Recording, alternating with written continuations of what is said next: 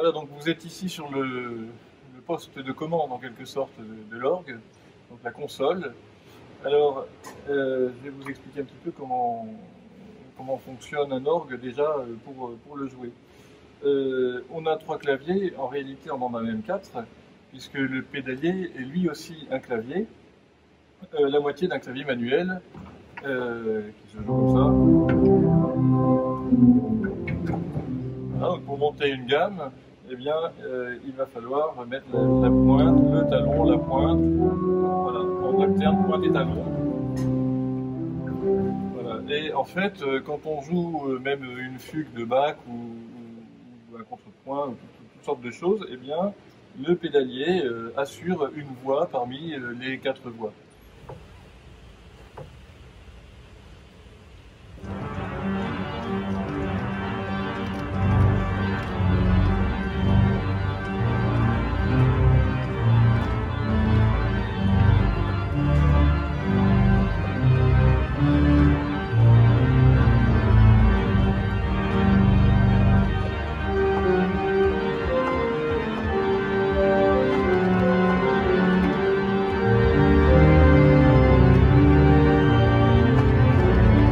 Donc ça amplifie à l'orgue, c'est la spécialité de l'orgue, les possibilités de faire jouer plusieurs sons en même temps.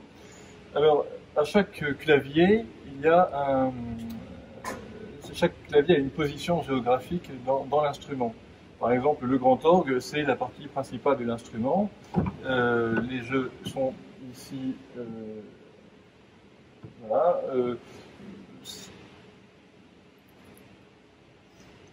J'ai donc le grand orgue au-dessus de moi.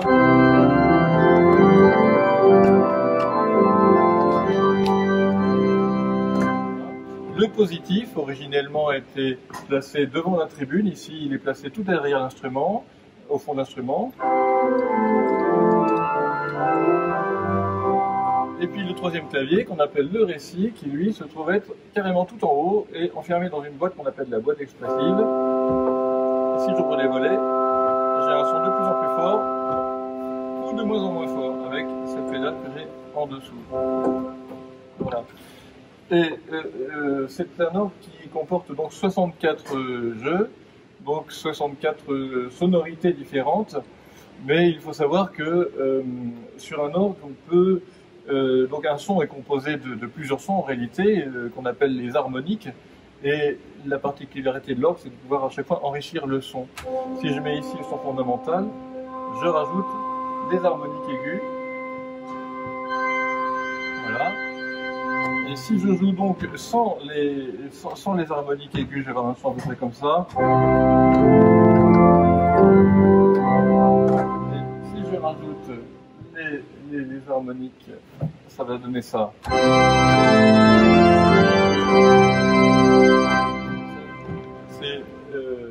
Alors comment on obtient ces sons très brillants et qui sont vraiment caractéristiques de l'orgue? Eh bien vous allez entendre une gamme chromatique.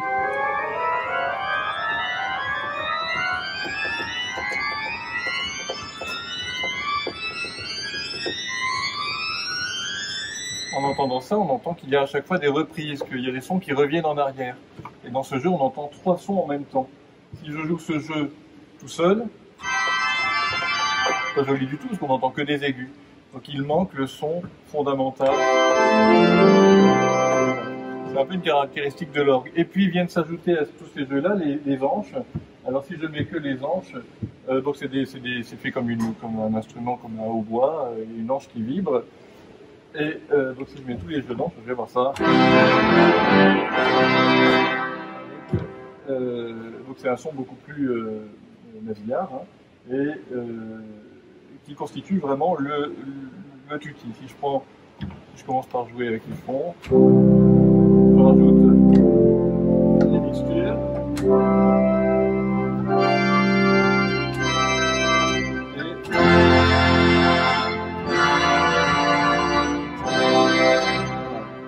Je suis pas au maximum, si je mets vraiment tout, ça donne à peu près.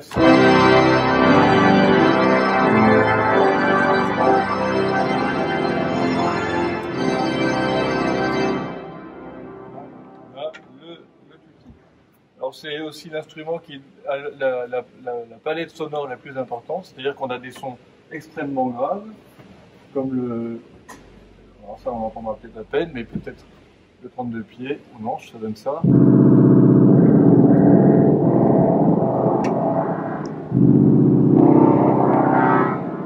Et des sons très très très aigus, comme ici.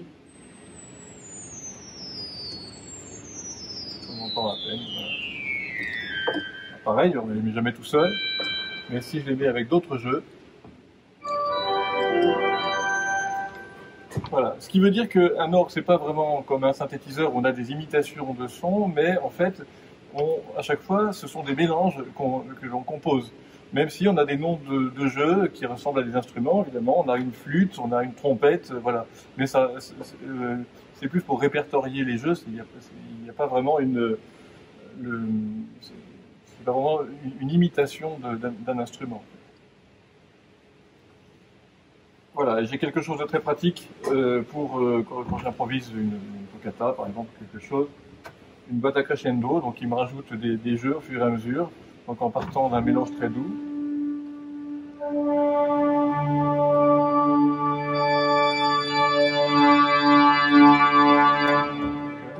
Avec cette pédale, ça me permet à chaque fois de rajouter de plus en plus de jeux pour faire un crescendo. Donc l'orgue, un orgue fonctionne avec du vent, avec du souffle, et ceux qui avant faisaient du vent dans l'orgue s'appelaient les souffleurs. Ce sont les gens qui montaient sur des pédales pour pomper, pour produire du vent dans l'orgue. Et c'est dans les années 20-30 qu'il a commencé à y avoir des moteurs électriques, et donc cet orgue est doté d'un moteur électrique, comme maintenant tous les orgues. D'ailleurs, notre sacristain Olivier Gamble raconte, il a trouvé des courriers parlant de l'époque en 1905 où l'Église n'avait plus d'argent et on était menacé d'une grève des souffleurs parce qu'on ne les payait plus assez bien. Et donc, sans souffleur, il n'y avait pas d'orgue. Voilà. Alors là, maintenant, on a un moteur électrique pour produire le souffle. Alors, c'est pas tout à fait le souffle de l'Esprit Saint, quoique, parce que on va pouvoir voir dans les tuyaux que finalement l'orgue est plein de symboliques très, très intéressantes. Donc vous avez ici des réservoirs d'air et je vais mettre en route la soufflerie de manière à ce que vous puissiez voir monter les soufflets.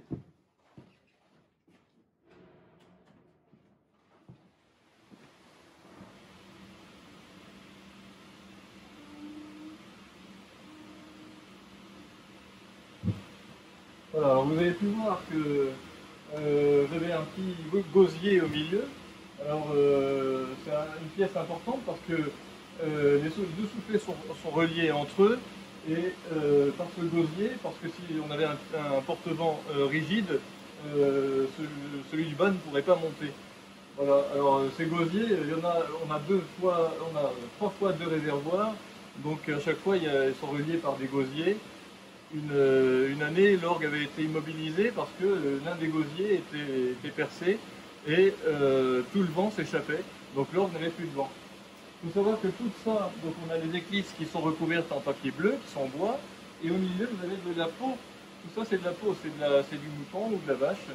Voilà, donc ça demande tout un savoir-faire évidemment pour remettre en peau des soufflets.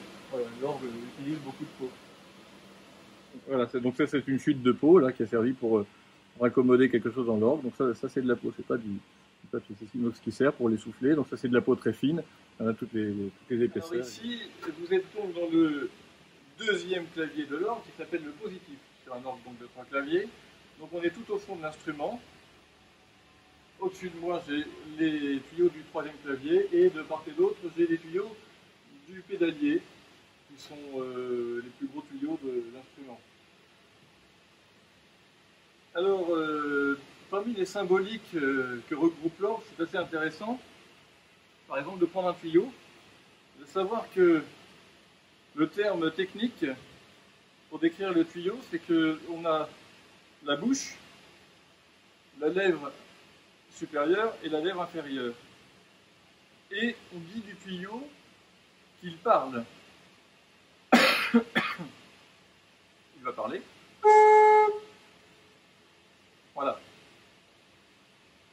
Donc on a ici, il faut monter ou descendre pour l'accorder. Donc je remets le tuyau à sa place parmi les autres tuyaux. On accorde un tuyau, mais aussi on l'harmonise. Parce que le facteur d'orgue doit faire en sorte que chaque tuyau de l'orgue sonne bien dans l'église et soit harmonisé par rapport au reste de l'instrument.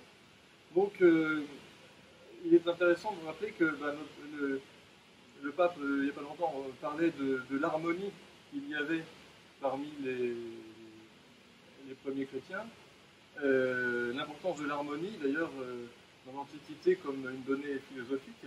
Or, l'orgue s'harmonise, procède justement d'une harmonie, et on a finalement comme une sorte de foule de tuyaux qui chacun parle. Il y a dans cet orgue environ 4800 tuyaux. Et alors au XVIIIe siècle, quand on chantait des hymnes, il était fréquent que les chantres alternent avec l'orgue, l'orgue représentant l'assemblée chantante. Alors finalement, en ces temps de confinement où on célèbre des messes sans l'assemblée, on peut presque dire que l'orgue est comme une sorte d'assemblée universelle de tuyaux multiples qui chantent et qui répondent. Voilà, c'est comme une espèce de foule de tuyaux. Il y a quelque chose d'assez symbolique là-dedans. Alors il y a des tuyaux aussi qui ne parlent pas. Ce sont certains tuyaux de façade. Parce que vous voyez que là les tuyaux sont tous alignés par ordre de taille, mais en façade, ils sont aussi présentés de manière à ce que l'orgue ait une belle allure vue de l'extérieur. Alors les tuyaux de façade,